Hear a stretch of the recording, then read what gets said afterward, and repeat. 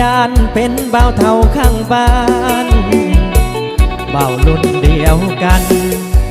เขาก็แต่งงานหมดแล้วเขามีลูกเต้าแต่เจ้าสาวยังบ่เห็นแววอยากรู้ว่าเจ้าเกิดแล้วหรือยังเป็นลมเป็นแรงหาคู่เคียงกายสาวใดเขาก็มองผ่านใครจะสงสารให้ทานหากบ่เปลี่ยนแปลงสิเฝ้าไปขอให้พ่อแม่หาวันแต่งเพื่อฝันหาสาวแก้มแดงอยากมีคู่แต่งย่านเท่าเต็มที่เพิ่งอายบ่หล่อก็พอไปวัดไปว่าสาวใดมาเป็นทัญญาฮับห้องว่าน้องจะสุขีอ้อมใจอ้อมแขนไอ้คอยสาวคนใจดีไอ้อยากแต่งงานปีนี้ย่านเท่าอิลิคอยคู่อยู่นาบอกเคยมีแฟนนำเข้าลมสาวบอกเก่งจึงเอาเสียงเพลงอ้อนสาวขอความสำคัญหวังว่าคงมีสาวใจดีเมตตาสงสารอย่าปล่อยให้อายคอยนานมาแต่งงานกันหน้าหนาวปีนี้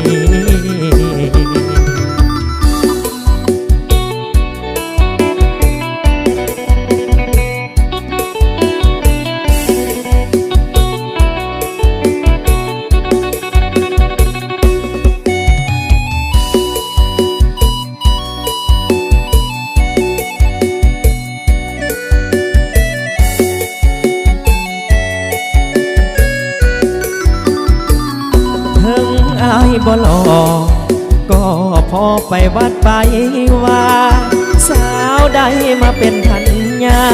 ฮับห้องว่าน้องจะสุขีอ้อมใจอ้อมแขนไอ้คอยสาวคนใจดีไอ้อยากแต่งงานปีนี้ย่านเท่าอิลิคอยคู่อยู่นาบอกเคยมีแฟนนำเข้าลมสาวบอกเก่งจึงเอาเสียงเพลงอ้อนสาวขอความสำคัญหวังว่าคงมีสาวใจดีเมตตาสงสารอย่าปล่อยให้อายคอยนานมาแต่งงานกันหน้าหนาวปีนี้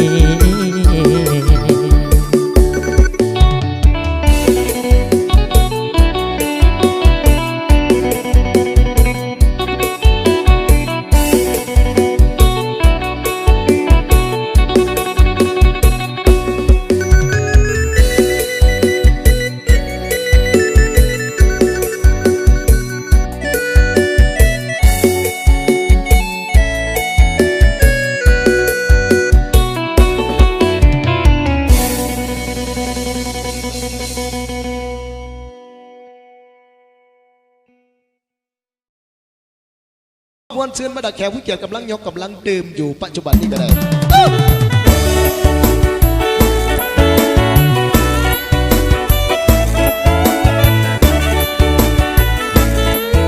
อาเมื่อซื่นอาแขกอาทุกตังเอาเมื่อซื่นกันเด้อพี่น้อง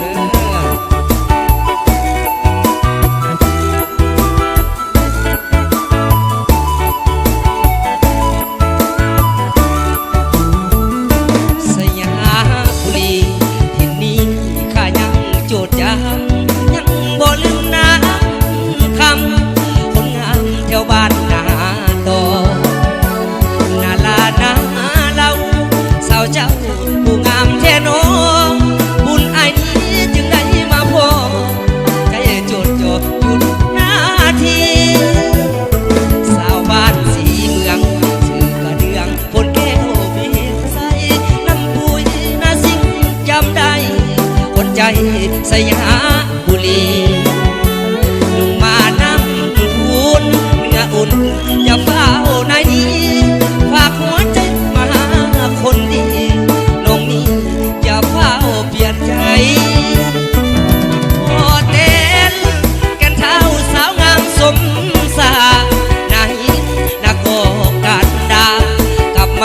ามสาวปากลายปากแก้วบวกเราสาวเจ้าคงบ่หลายใจสาวงามแถวบ้านป่าไหลขวัญใจไอ้จำได้ดีสาวบ้านสว่างหัวใจยังว่างอยู่บ่โนปากแคมน้องลืมแล้วบ่อยากขอผูกมิตรไมตรีสาวทุ่งมีใสบ้านใหม่นำใจดีฝากหัวใจไปสยามบุรีคนดีอยากให้ผิดหวังเอาเกี่ยวๆเด้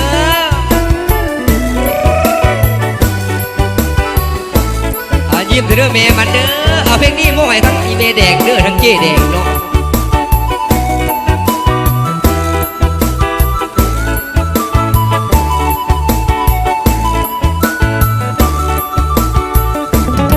โอ้แทนแก่นเท้าสาวงามสมสานาหินนาโกกันดากลับมายามสาวปากไหลปากแก้วบวงเล่าสาวเจ้าคงบ่หลายใจสาวงามเที่ยวบ้านป่าไหลขวัญใจไอ้จำได้ดีสาวบ้านสว่างหัวใจยังว่างอยู่บ่โนปากแคมน้องลืมแล้วบ่อยากขอผูกมิตรไมตรีสาวทุ่งมีใส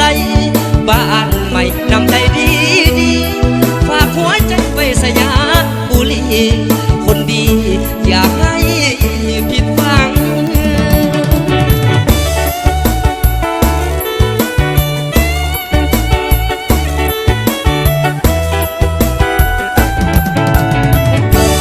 ขอบใจน้ำทั้งท่านแนวโฮมบ้านนาสิงเด้อ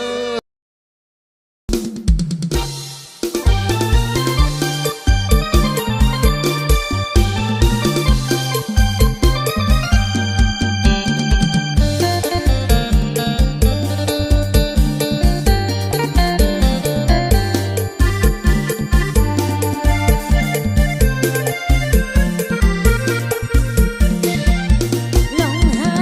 น้ำงอนถึงโอมาก่อนว่าน้องไม่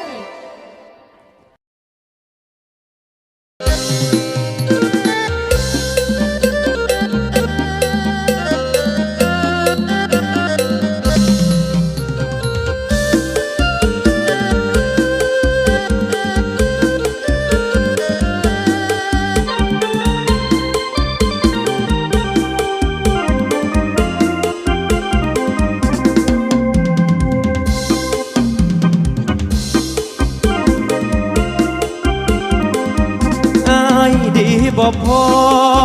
ขอลาก่อนเด้อคนดี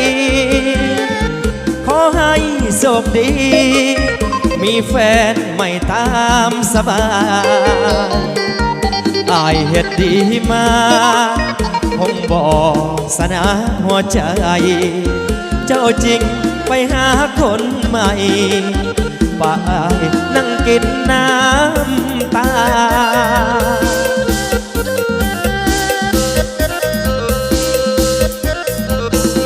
ต่อไปนี้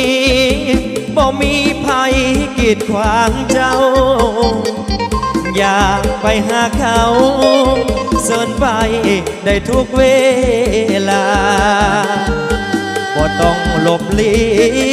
คือที่เจ้าเหตุผ่านมา ไปตามสบายโลดนามีสุขสากับแฟนคนใหม่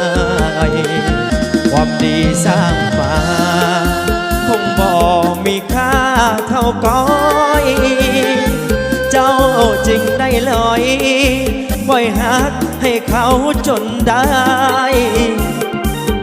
ไอ้หูหลักฐานพ่อบ้านฟ้าผ่ากลางใจ นึกภาพเจ้าเห็นใส่อายปวดหัวใจแสบในอุลา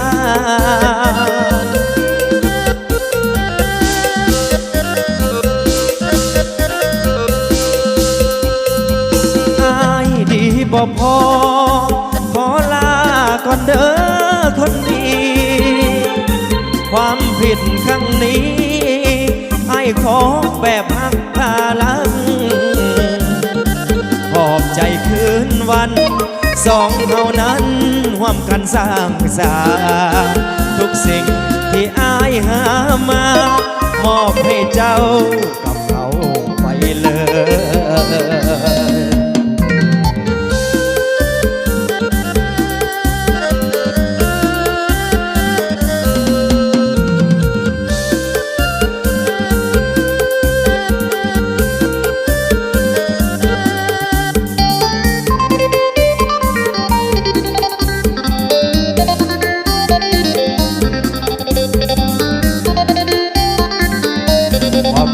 สร้างมาคงบ่มีค่าเท่าก้อย เจ้าจริงได้ลอยปล่อยหักให้เขาจนได้ ไอ้โหหลักฐานพ่อบ้านฟ้าผ่ากลางใจ นึกภาพเจ้าเห็นใส่อายแสบหัวใจเจ็บในอุลา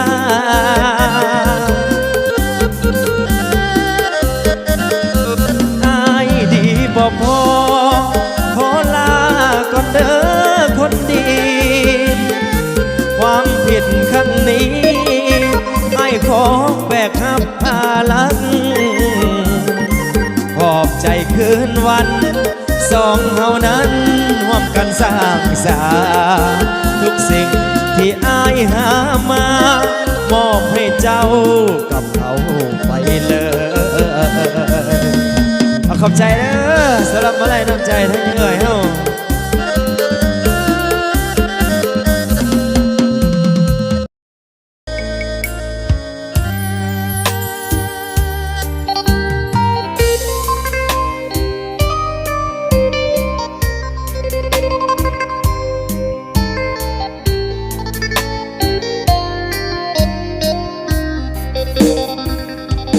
เหลือใจที่อายไว้ใจน้องนาทุ่มเทให้น้องทุกอย่างหวังสร้างหาเขาให้ดี หาเงินสร้างตัวหวังอยู่กินตลอดชีวิตอยู่ห้องเศร้าห่วมกันหลายปีบอกข้าจะมีแนวคิดเปลี่ยนพันหาเงินเท่าใดส่งให้ทุกเดือนความรักเขาเริ่มขัดเคือนสะเทือนหัวอกสะท้านหัวไปหาเงินหวังสร้างครอบครัวหันสานบอกคิดว่าเมียอยู่บ้าน จะประหารด้วยการไม่สู้มาถึงวันนี้ความรักมาพังทลายน้องเปลี่ยนไปมีสายใหม่จากหนึ่งใจเป็นสองยอดสูงได้ยินข่าวทุกเรื่องราวบ่อยากหับหูผู้หญิงหลายใจหลายสูงดับวันทองอยู่ในนิยายเหลือทนหน้ามนเหตุกันได้หนอความอดทนเกินคำว่าพอจบแล้วละหนอบ่เหลือเยื่อใยได้เห็นคาตาอุลาไอแทบบ่ไหวเคยเป็นดังยอดดวงใจวันนี้เปลี่ยนไปเป็นของคนอื่นสบายดีเด้อพี่น้องเด้อปีใหม่แล้วเด้อบาทนี่อยู่ดีไม่แห้งร่ำรวยสุขคนนะทั้งพี่น้องที่มาในงานและก็เจ้าภาพพระนำ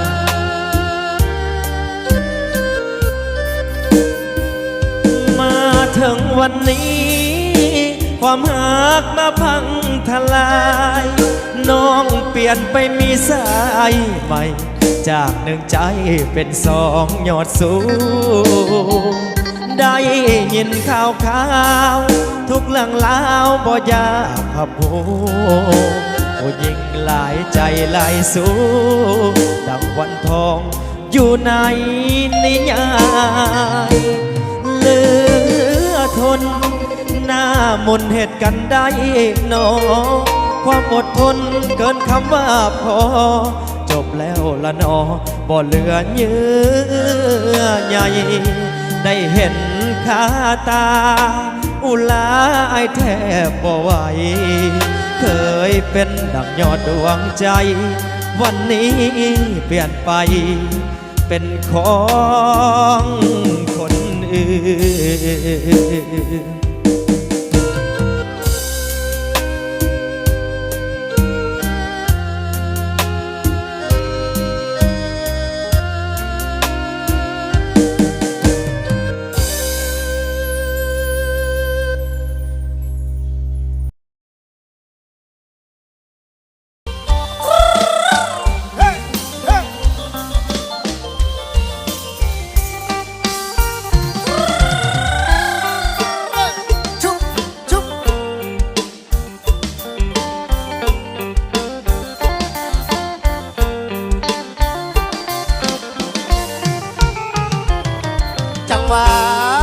เสียทีละบ้านอยู่ไกล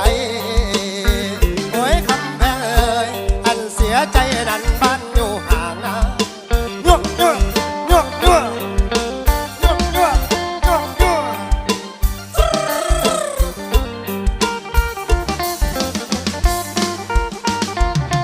ไปเอ่ยเสียใจละไอเจ้าแล้วละคำเอ่ยอาหุบนั้นแม่นนางไงเด้กำนั้นแม่นนางนองนะจุ๊บจุ๊บจุ๊บอยากจะมาละโนไม่พอมองพนังนั้นแม่นเมื่อสอนได้เยี่ยมนอนละแม่นเลี้ยวแลกระถึงกำลังก็น้อยอยากแต่งเป่าถ้าผู้มาดันแม่นปากเบาโอ้ยถ้านำอายนี่แม่นบ่มีเด้เต็มที่บ่ลำ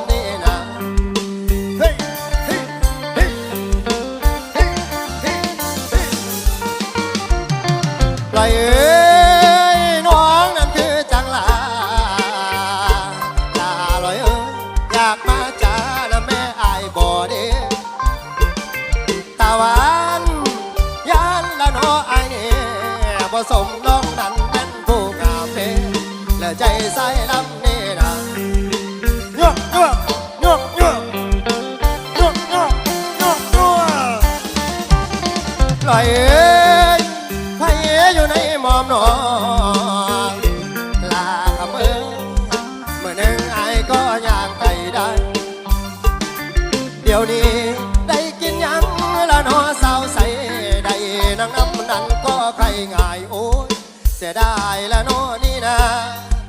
ตอนเศร้าอันนั้นแม่นได้ละ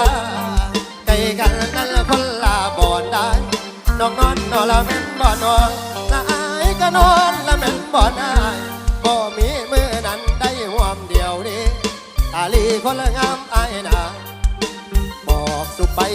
ปบัดทองเจ้าใหญ่มันเสียไฟเจ้าด่าเด้อาเคยละอาเคย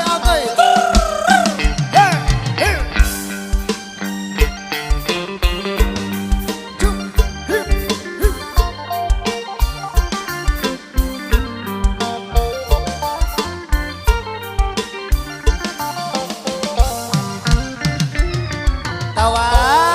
นขันงามละน้องงามนั่นลากับเอ้ยน้องบัดเกิดนั้นแม่นบ้านยังได้มื้อนี้น้องพัดเกิดละน้อวันดีโอ้ยคำแพงเอ้ยอ้ายอย่าไปจากคำงามนะยวก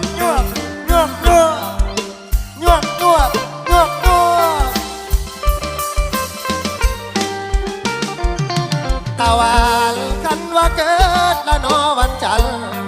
อายอยากไปนั่นแม่นตากบาดโอ้ยอยู่ห่มนั่นแม่นโพสีก็ปานว่าบุญละน้อสายเมกินห่วมกันน้ออยู่ห่วมผาเด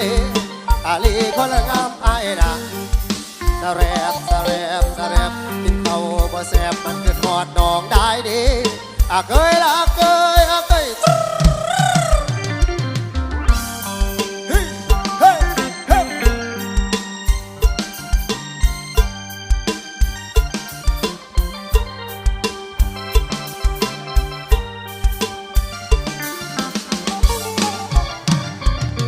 ปล่อยเอ้ยเสียใจละอายเจ้าแล้วละลอยเอ้ยถ้าหูนั้นเป็นนางง่ายเด้ถ้าคำนั้นเป็นนางนองนะอยากจะมาละโนไม่ปองมองพนังนั้นเป็นเมื่อสอนได้เหี่ยมนอนนอนละแม่นเลี้ยวแลงกระถึงย้ำแรงกระโนอยากแหลงเป่าหาผู้มานั้นเป็นปากเป่าโอ้ยพนำอายนี่แม่นบ่มีดีเต็มที่หมอลำนี่นะยวก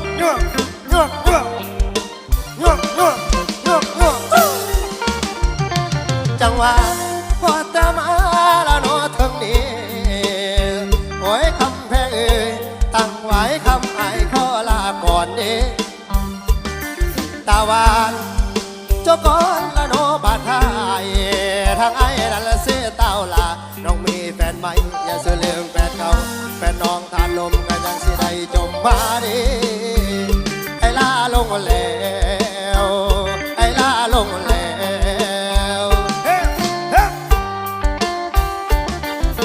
สามสาวเสียงดังที่สุดเลย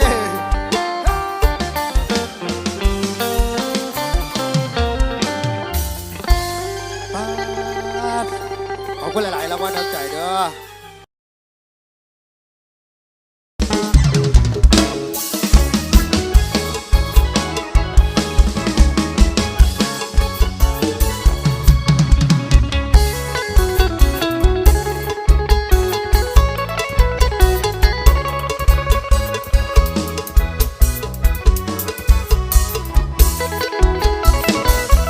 ลงหาก่อนเธอหูมาก่อนว่าเจ้ามีผัวปักจิตปักใจพักจนเมามัวจะอยากก่อนตัวที่สิบอทันผู้สาวมีผัวเลี้ยวเบิ่งมุมใดก็สวยลาวันหัวใจสะเทือนแขนขาจนสั่นเมื่อจำจันสงสายตามา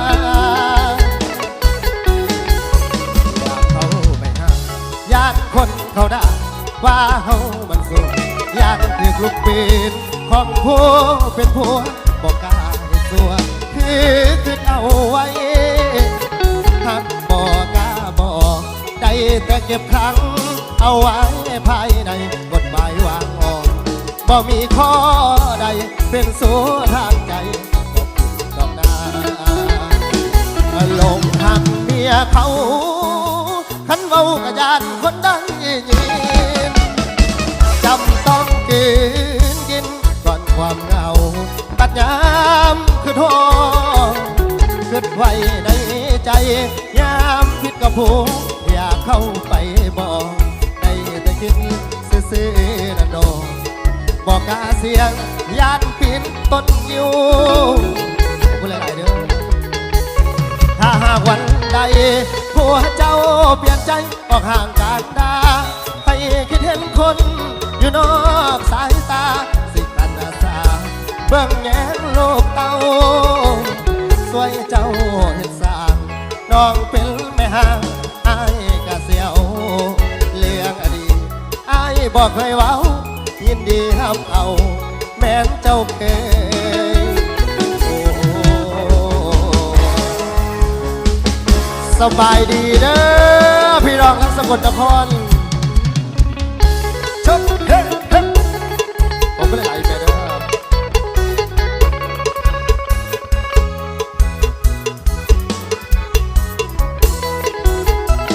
อหลงหักเมียเขาขันเว้ากะยานคนได้ยินจำต้องกินก่อนความเหงาบาดยามคือโทษคิดไว้ในใจยามผิดกับผัวอยากเข้าไปบอกได้แต่คิดซื่อๆนั่นโดบอกกาเสียงยานปีนต้นยิวถ้าหากวันใดผัวเจ้าเปลี่ยนใจออกห่างกันได้ให้คิดเห็นคนอยู่นอกสายตาสิกันอาสาเบิ่งแย้งลูกเต้าสวยเจ้าเห็นสางน้องเป็นแม่ห้างอายกะเสียวเลี้ยงอดีอายบอกเคยเว้ายินดีฮับเอาแม้นเจ้าเคย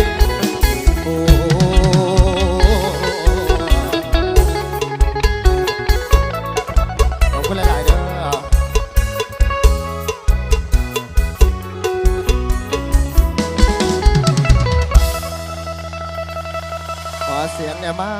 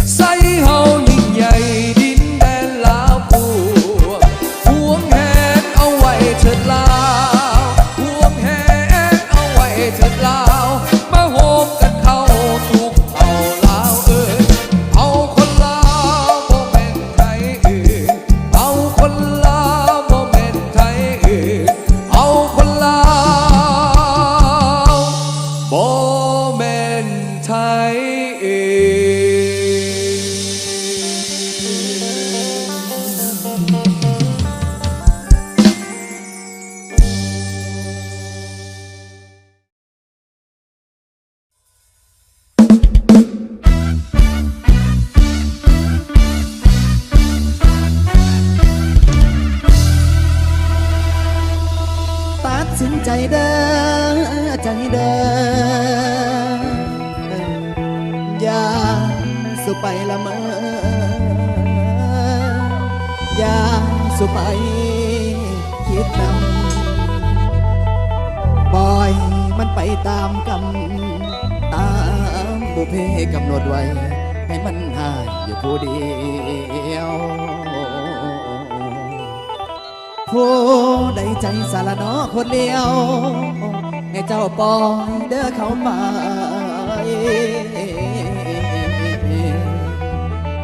โอดสะเด้อใจเด้อคิดว่าเขานอตายแล้วคิดว่าเขา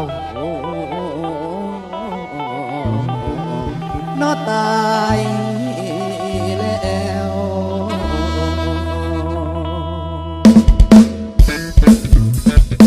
เอาจวดพี่น้องจวด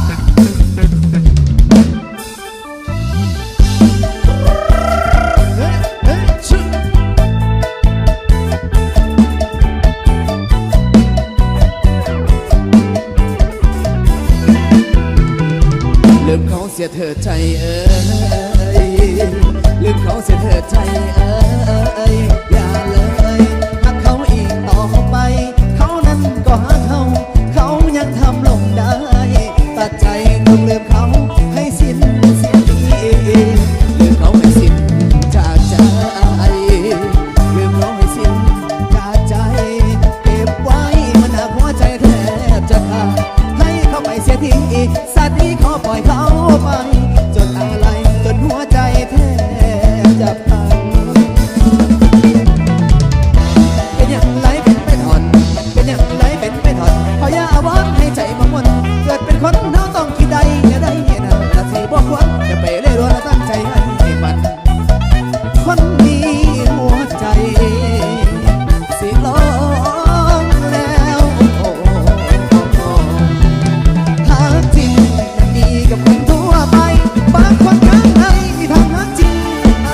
ลองออกโอ้วาสนาเกิดมาค่านี้ซ้ำซ้อนต้องเอาหาจริงไปโดนแต่เขานั้นหลอกให้เฮาเสียของขอให้ใจนั้นจงลืมเอาบ่มักเดาก็ปล่อยไหลลงทะเลแต่หามานานหลายปีแต่จนยากเสียหัวใจมันพังมันเพลาเตะเขาไปให้ไกลตัดใจให้ลืมเขาเสียสิ้นตัดใจให้ลืมเขาเสียสิ้นตายไปดินไอ้ที่จะถึงวันเราถือความหักเล่นไอ้ผู้คิดได้เป็นเรื่องกรรมของเขาป่าก็กลับมาบั่นทอนหัวใจ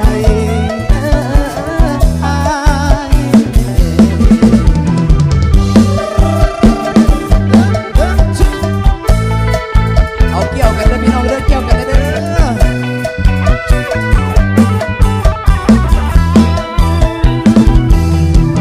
หาจริงมันมีกับคนทั่วไปบางคนข้างในมีความหาจริงโอ้วาสนาเกิดมาค่านี้ซ้ำซ้อนตัวเฮาหาจริงดอกแต่เขานั้นหลอกให้เฮาเสียทอดขอให้ใจมันจงลืมเอาความรักเน่าจงปล่อยไหลลงทะเล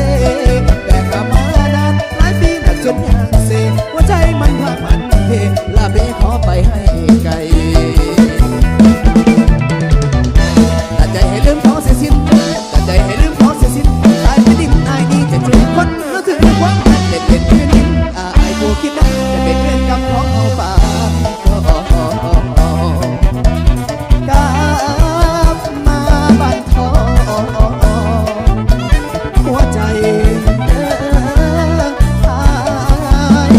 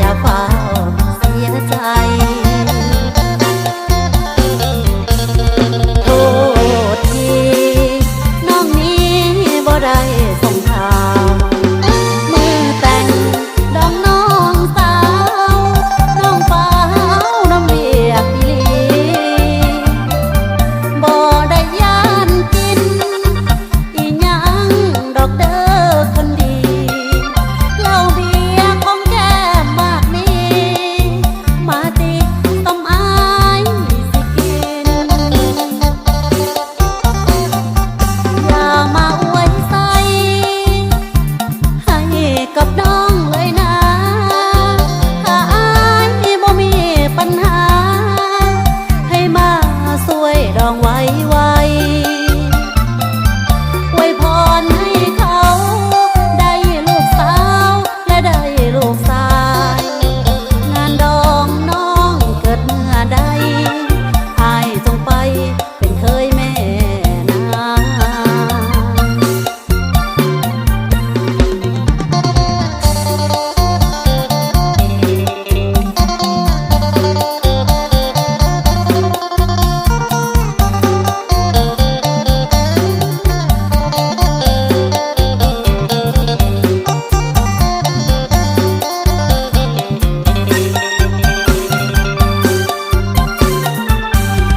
โทษทีน้องนี้บ่ได้ส่งข่าวมือแต่งดองน้องสาวน้องเปล่าน้ำเรียกอีหลีบ่ได้ย่านกินอีหยังดอกเด้อคนดีเหล้าเบียร์ของแก้มมากมี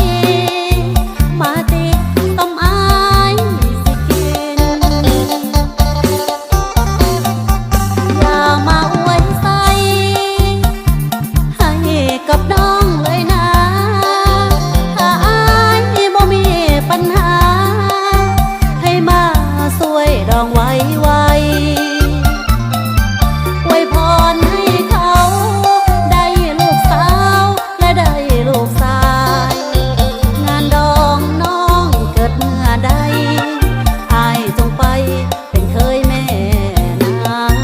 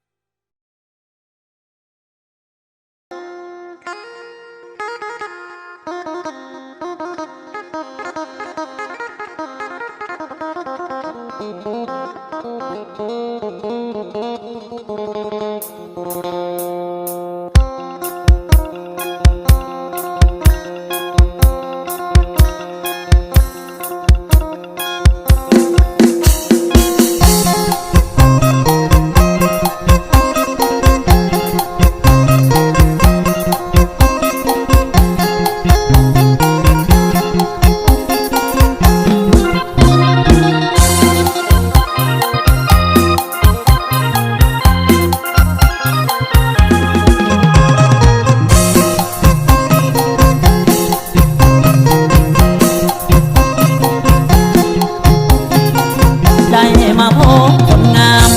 ซื้อสาวแหล่โอ้สาวแหล่บ้านนาตาหวานได้พบน้องคืนนั้นทุกสำลานพบในงานผ้าป่าสามัคคีโอ้สาวแหล่บ้านนาเจ้าสวยเด่นดังพระจันทร์วันเพ็ญพร้อมเปล่งสี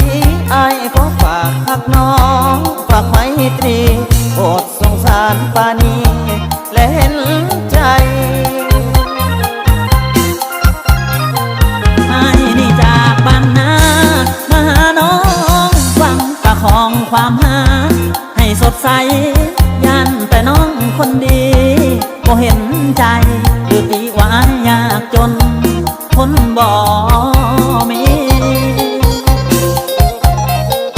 อายจะหาเงินทองไปขอแต่งกระดองแพงอายพร้อมจะไปขอให้น้องคนดีตั้งตารอน้องจงรอวันนั้นวันวิวาห์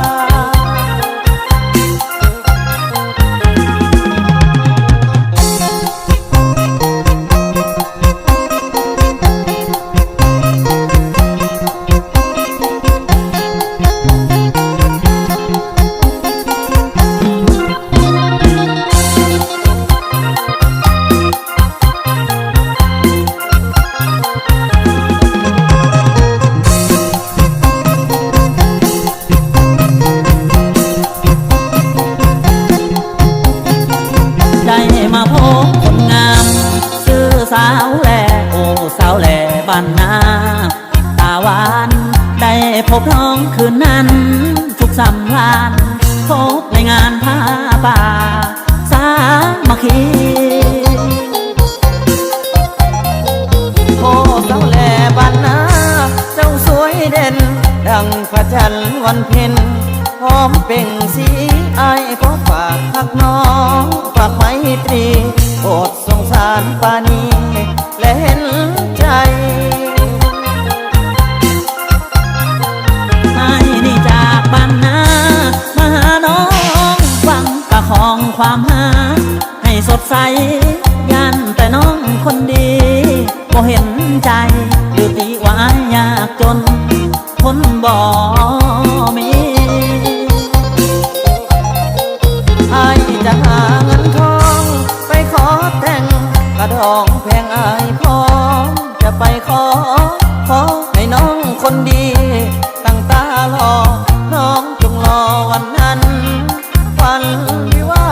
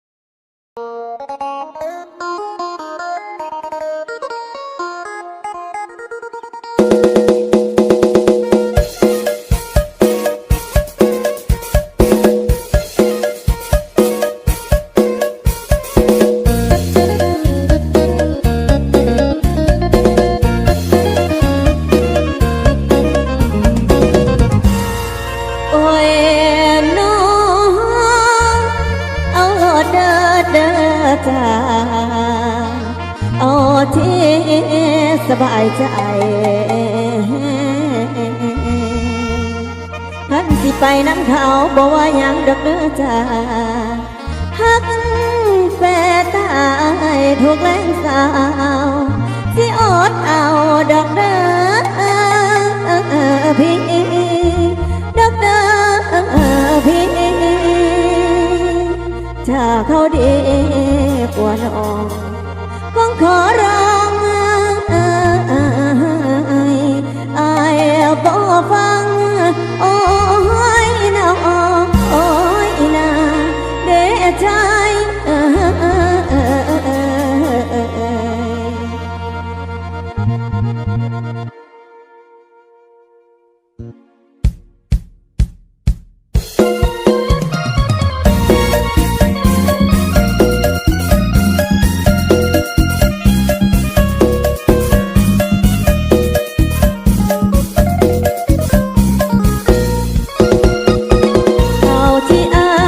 สบายใจ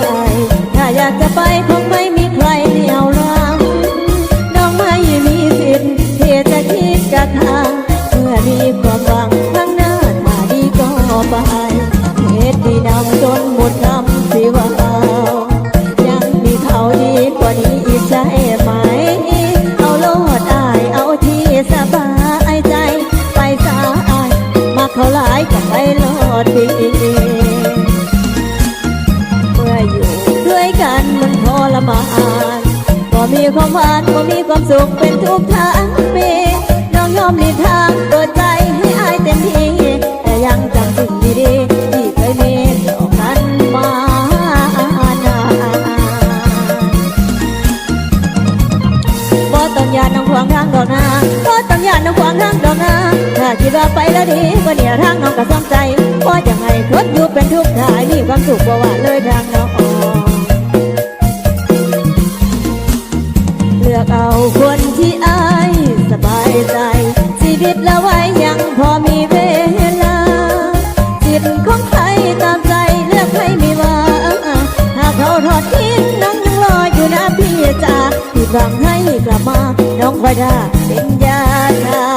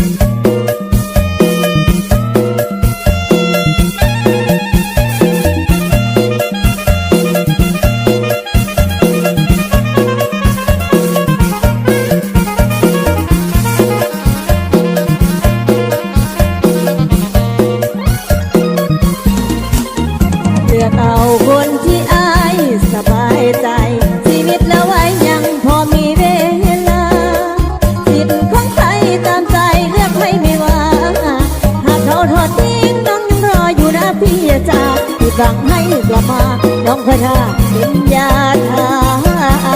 สาย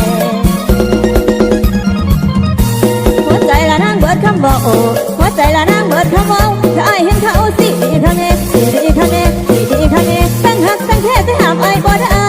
บ่ได้เอ้ยบ่ได้บ่ได้ไปเลยเอ้ยอายบ่ว่ายังเก็บภาพความหลังไว้ดูต่างหน้าเอาที่อายคิดว่าสบาย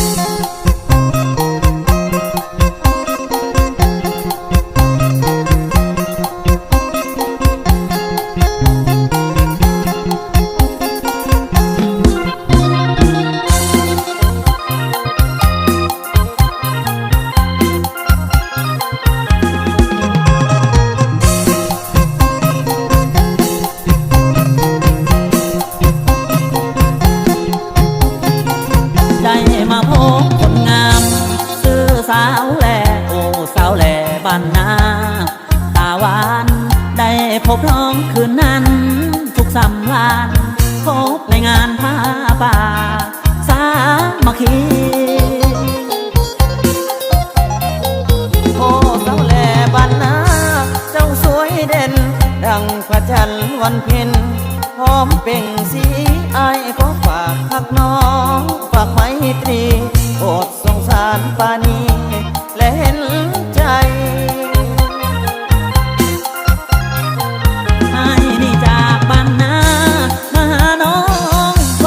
ของความหาให้สดใสยันแต่น้องคนดีบ่เห็นใจหรือปีว่ายากจนคนบ่มีอายจะหาเงินทองไปขอแต่งกระดองแพงอายพร้อมจะไปขอให้น้องคนดีตั้งตารอน้องจงรอวันนั้นวันวิวา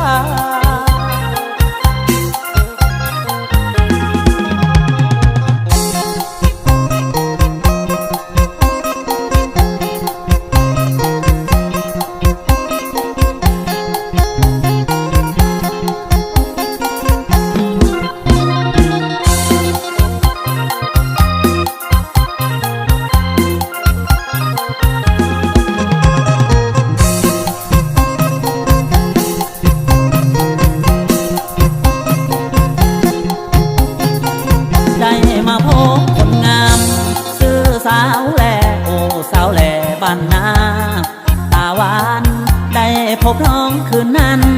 ทุกสำราญพบในงานผ้าป่าสามัคคีโอ้สาวแหล่บ้านนาเจ้าสวยเด่นดังพระจันทร์วันเพ็ญพร้อมเป่งสีอายขอฝากพักน้องฝากไมตรีโปรดสงสารปานีและเห็นใจ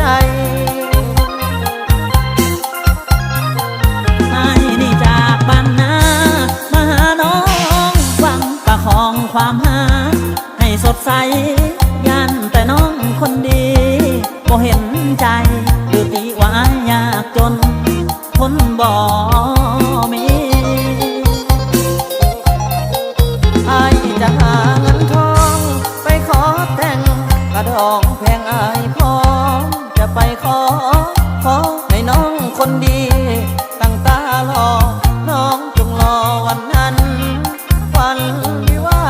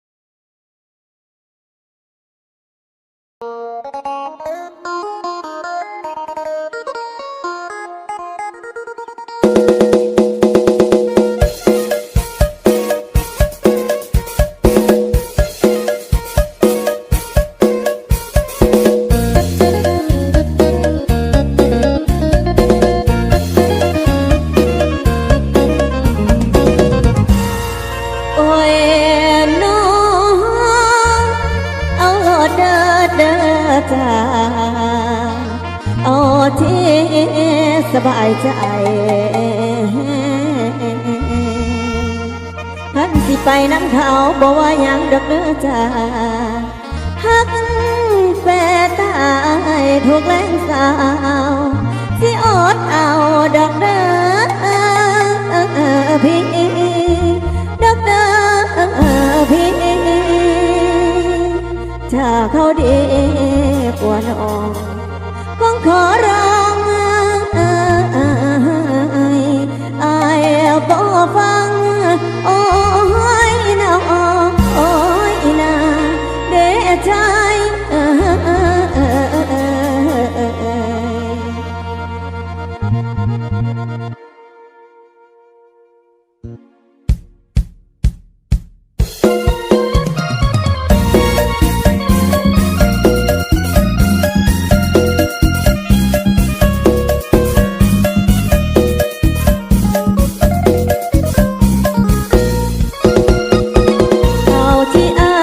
สบายใจถ้าอยากจะไปคงไม่มีใครเหนี่ยวรั้งน้องไม่มีสิทธิ์ที่จะคิดกับทางเมื่อมีความหวังข้างหน้าถ้าดีก็ไปเหตุที่นำจนหมดคำสิว่ายังมีเขาดีกว่านี้อีกใช่ไหมเอาโลดอายเอาที่สบายใจไปสาอายมาเขาหลายกับไปโลดดีด้วยกันมันทรมานก็มีความหวานก็มีความสุขเป็นทุกทางปีน้องยอมหลีกทางเปิดใจให้อายเต็มที่แต่ยังจำสิ่งดีๆที่เคยมีต่อกันมานานบ่ต้องยานน้องขวางทางดอกนาบ่ต้องยานน้องขวางทางดอกนาถ้าคิดว่าไปแล้วดีก็เนี่ยทางน้องก็สนใจเพราะยังไงทดอยู่เป็นทุกข์ถ้ามีความสุขบ่ว่าเลยทางน้อง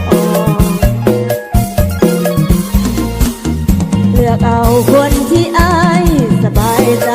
ชีวิตละไว้ยังพอมีเวลาจิตของใครตามใจเลือกให้ไม่ว่าหากเขาทอดทิ้งน้องยังรออยู่นะพี่จ๋าที่หวังให้กลับมาน้องคอยได้เป็นยาชาใจ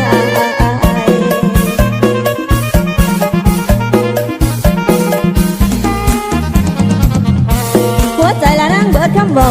หัวใจละนั่งเบิดคำเมาถ้าอายเห็นเขาสิดีข้างเองสิดีข้างเองสิดี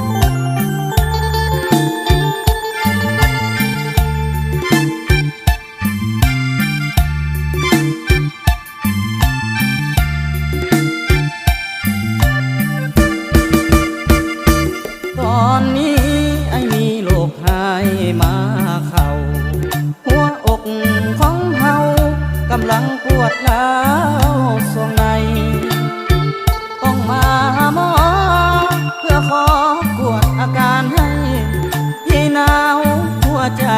เพราะมีโรคให้ไอ้จึงมาหาโอ้หมอสาวไอ้มาขอเขาเป็นคนไข้เจ็บปวดข้างในอยากให้หมอสาวรักษาคนไข้จะตายอย่าได้เหมือนเสยเถิดนาแพทย์เอ่ยขอให้ใส่ยายงกาโลนาคนไข้เถิดน้องถามว่าเป็นยังแพ้อายบอกอยากจะเห็นใบหน้ามันเจ็บข้างในดังเป็นไข้หนาวลาบ่อยากให้ตายที่พักษาให้ทนหานอนรอที่เตียงเบอร์ห้าแค่สาวเจ้ามาโลกคายจะดีเห็นน้องให้ต้องให้ความเจ็บปวดถ้าบีบถ้านัวก็ต้องใส่เข็มฉีดยาโลกนี้คงหายถ้าได้นางหมอน้องมาอาการของไอ้ดังว่าแพทย์สาวเจ้ามาโลกจะหายดี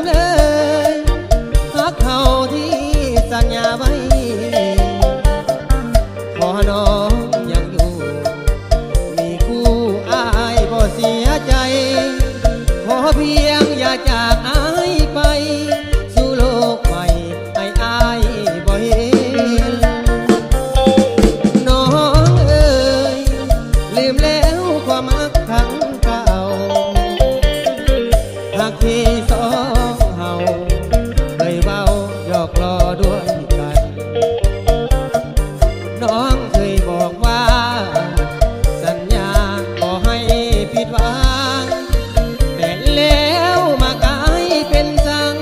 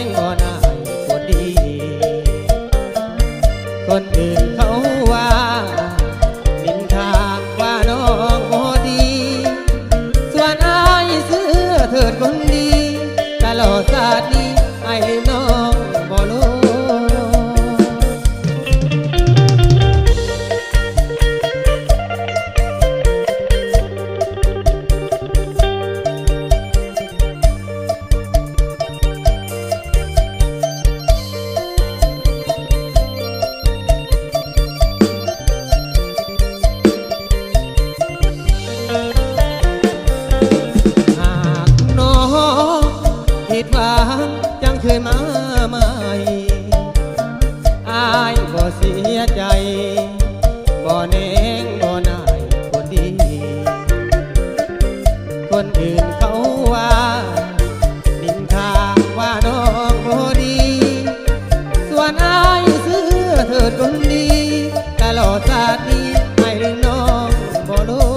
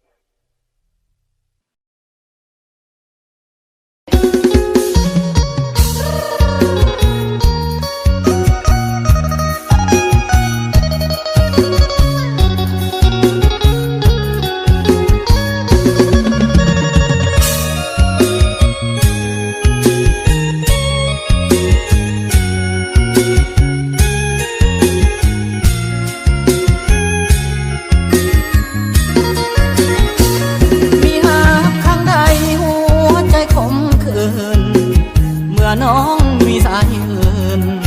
แล้วนางเปลี่ยนใจเลิกลาครั้งหนึ่งครั้งสองก็พอทนไว้แก้วตามาถึงครั้งสี่นี่นาสิ้นความเมตตาเห็นใจหายเข้าในนาส่งน้องเฮียนครูเพื่อให้น้องสมตรูได้เป็นครูอยู่เคียงอายพอเฮียนจบแล้วแก้วตาก็มีหลายใจมีแฟนรถเก๋งคันใหญ่ลืมสายผู้อยู่บ้านนาเขาว่าอกหักยังใครกว่าหักบ่เป็นคำนี้มันแสนลำเค็นได้พบเห็นเกือบใจพวงมาสูญเสียเงินแล้วต้องมาสูญเสียน้ำตาถูกลวงจากสาวปริญญาดังฟ้าพาลงให้ตาย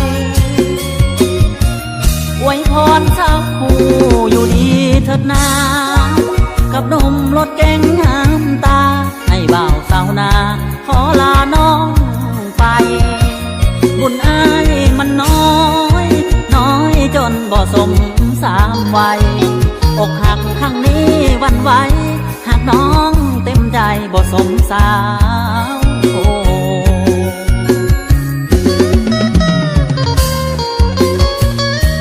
ซอยกดติดตามทาง YouTube ซ่องลำสตูดิโอเนเด้อ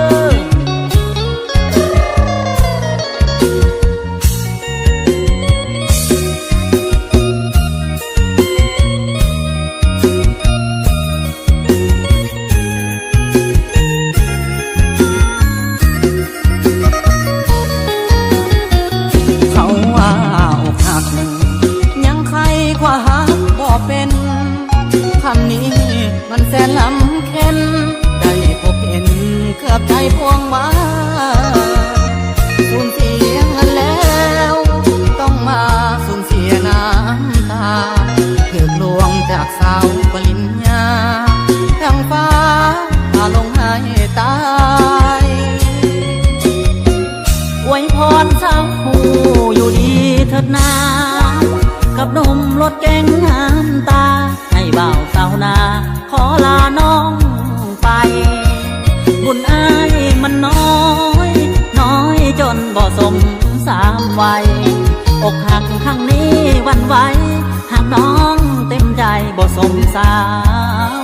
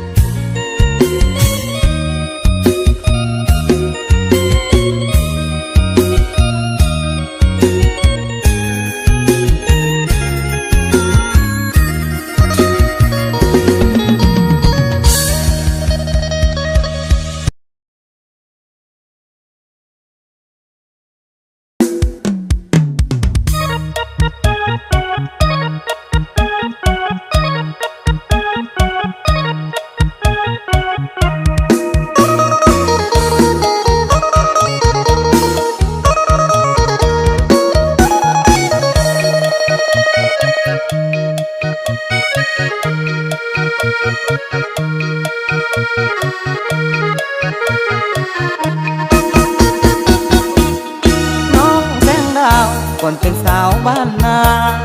มีแม่มาเข้ามาหาลักสีเสียงแววแววออกข่าวสถานี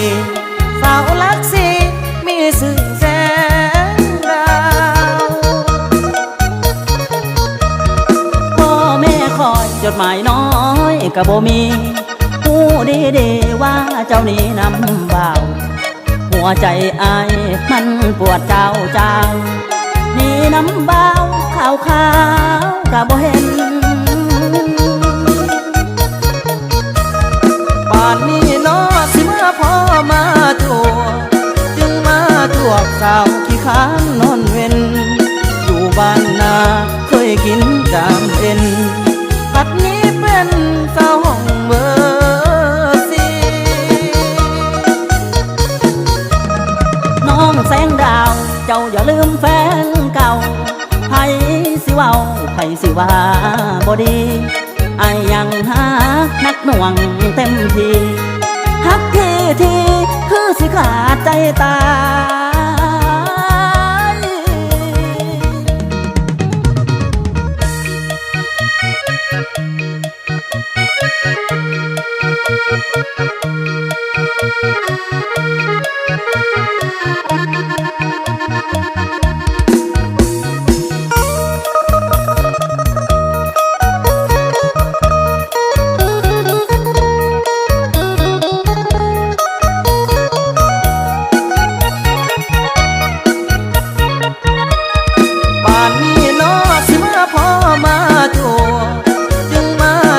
สาวขี้ค้านนอนเว้นอยู่บ้านนาเคยกินจามเอ็นปัดนี้เป็นสาวห้องเบอร์สี่น้องแสงดาวเจ้าอย่าลืมแฟนเก่าไผสิเว้าไผสิว่าบ่ดีไอ้ยังหานักหน่วงเต็มทีฮักทีคือสิขาดใจตา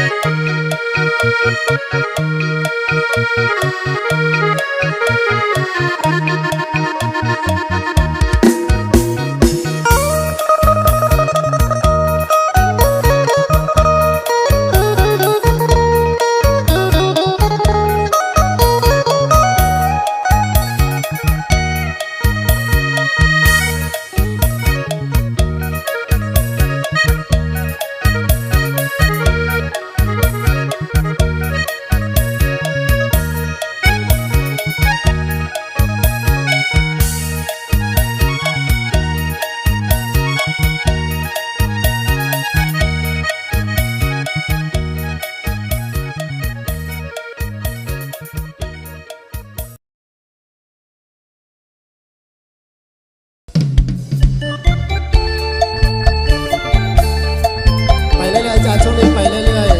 ๆสั่นได้พอได้ด้วยผลงานเพลงผลงานลำเนี่ย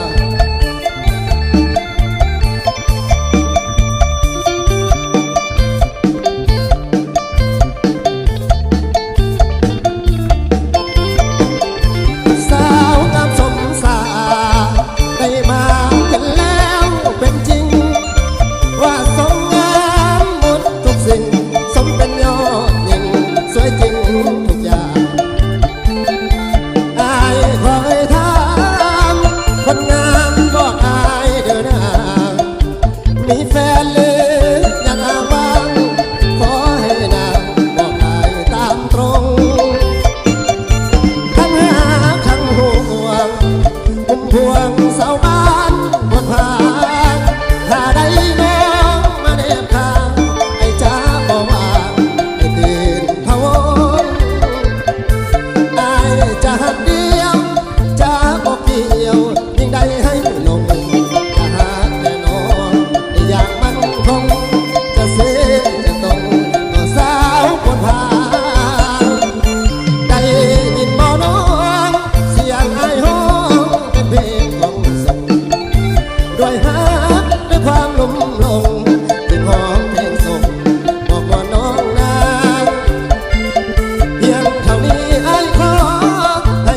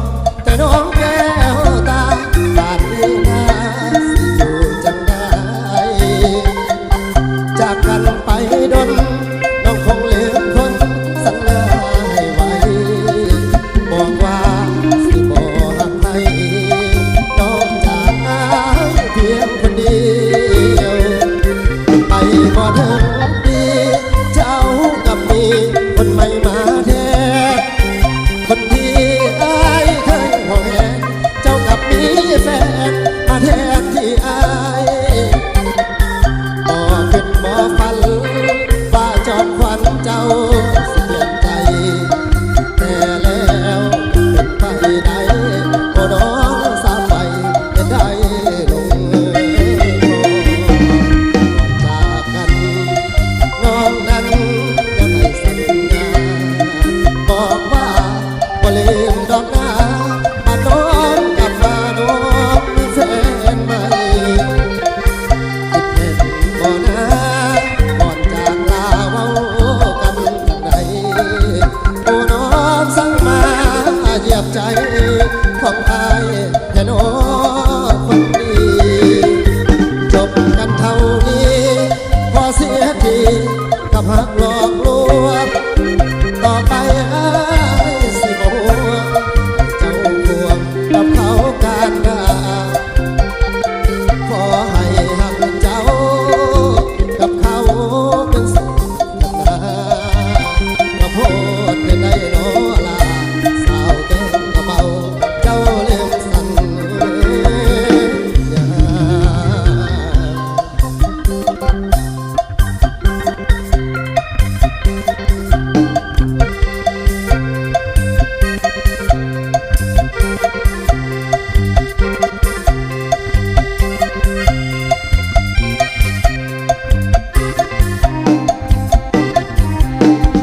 จากกันน้องนั้นยังให้สัญญาบอกว่าบ่ลืมดอกนามาน้องกลับมาน้องมีแฟนใหม่คิดเห็นบ่นะก่อนจากลาเว้ากันจังใดโอ้น้องสั่งมาเหยียบใจของอายแค่น้องคนดีจบกันเท่านี้พอเสียทีกับหักหลอกลวงต่อไปอายสิบ่ห่วงให้เจ้าควงกับเขาการงานขอให้หักเจ้ากับเขาเป็นสุขเป็นนากระโพดไม่ได้น้อลาสาวเก่งกระเบาเจ้าเลื่อมสันยา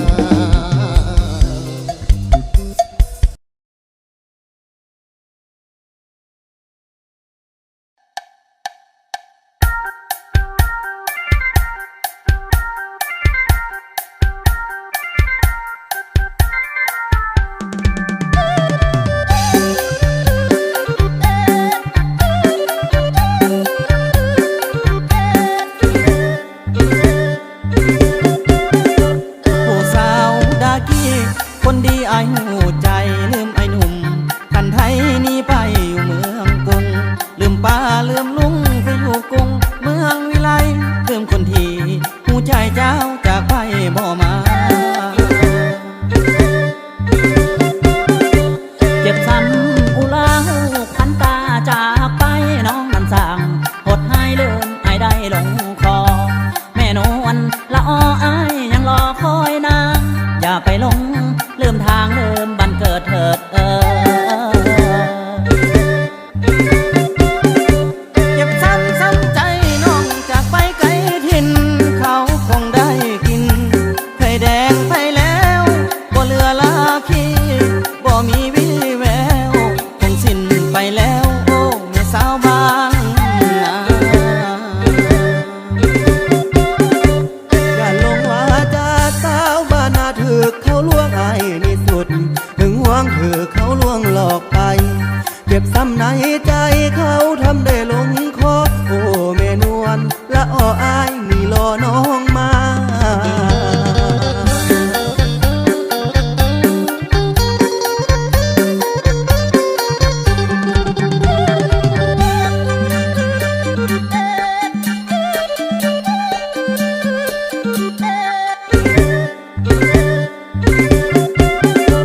ผู้สาวดากี้คนดีอายหูใจลืมไอ้หนุ่มคันไทยนี่ไปอยู่เมืองกรุงลืมป้าลืมลุงไปอยู่กรุงเมืองวิไลลืมคนที่หูใจเจ้าจากไปบ่มา เจ็บซ้ำอุลาหูพันตาจากไปน้องนั้นสั่งหดให้ลืมไอ้ได้ลงคอแม่นวลละอออายยังรอ อย่าไปหลงลืมทางเดิมบันเกิดเถิดเก็บซ้ำใจน้องจากไปไกลถิ่นเขาคงได้กินไข่แดงไปแล้วบ่เหลือลาคีบ่มีวี่แววคงสิ้นไปแล้วโอ้แม่สาวบ้านนาอย่าลงว่าจะสาวบ้านนาถือเขาลวงไอ้นี่สุดถึงห่วงถือเขาลวงหลอกไป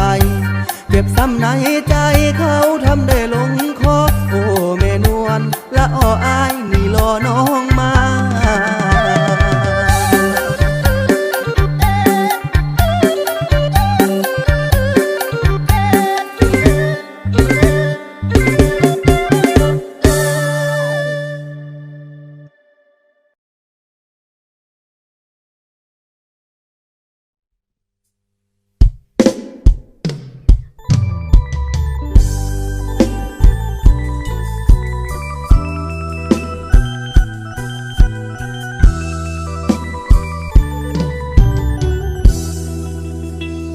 ละเห็นลำชีไหลลงอ้ายมายืนคอยมองมายืนจ้องอยู่ริมทางมาสิตนสาวนางคือเขาป่าโนรักไปมายืนให้อยู่ฟังชีไอ้คนจนผู้นี้อยากมีส่วนเยียวยาถ้าเขาบอกขึ้นมาเช็ดน้ำตาสาเดน้อง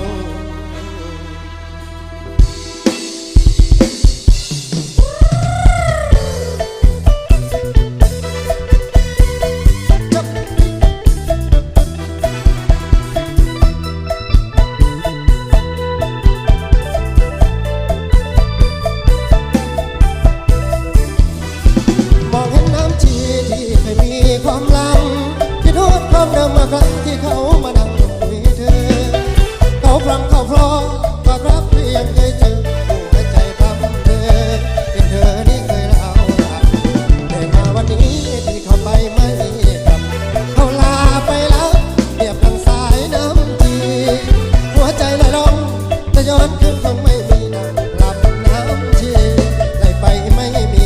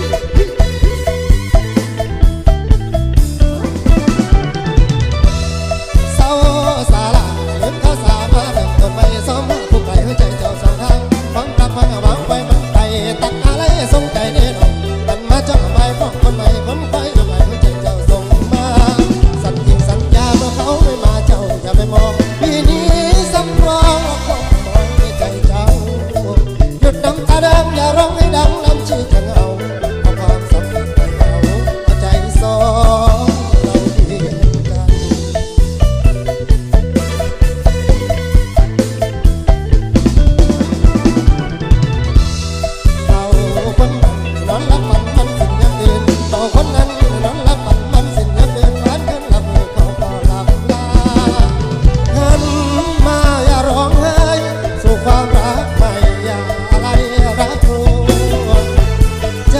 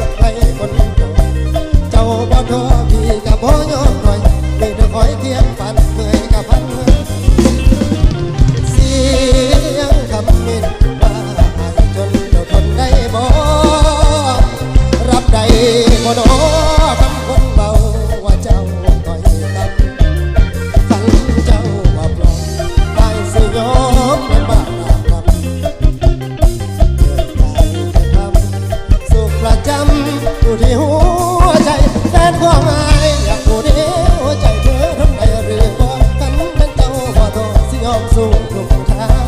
ตามเจ้าบางคนได้บอกความทุกข์สุขอยู่ในหัวใจเจ้ารับไว้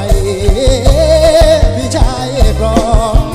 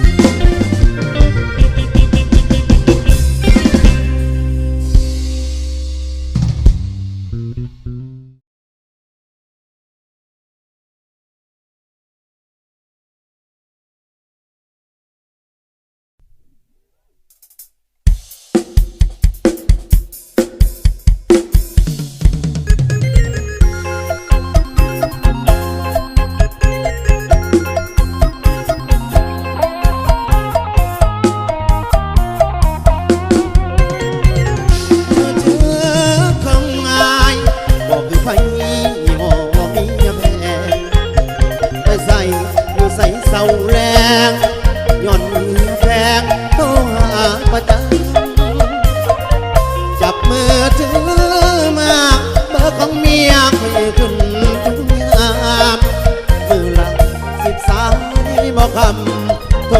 ประจำโทรใดโทรดี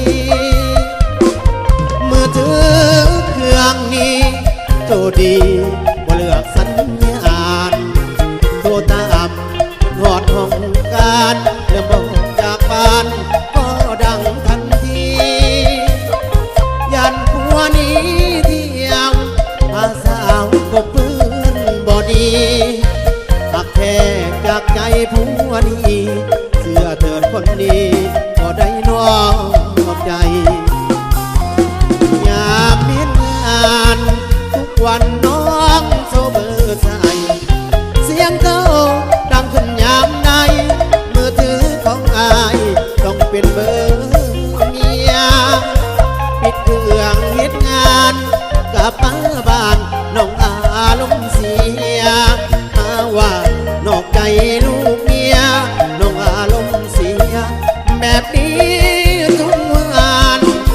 เมื่อถือของอายบอกคือไผมีแต่เบอร์เมีย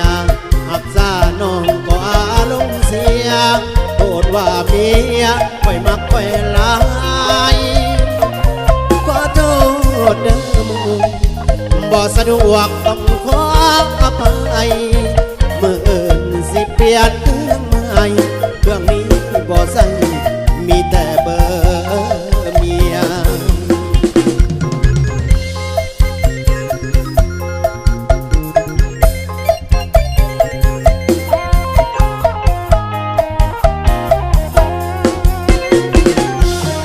ยามเห็นงานทุกวันน้องโทรเบอร์ใส่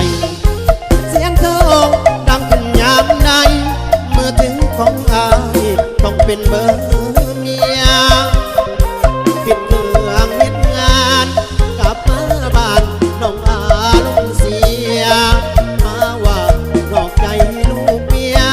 น้องอารมณ์เสียแบบนี้ทุกวันมือถือของอายบอกคือไผมีแต่เบอร์เมียรักษาน้องก็อารมณ์เสียโกรธว่าเมียค่อยมาค่อยหลายขอโทษเด้อบ่สะดวกต้องขออภัยมืออื่นสิเปลี่ยนเค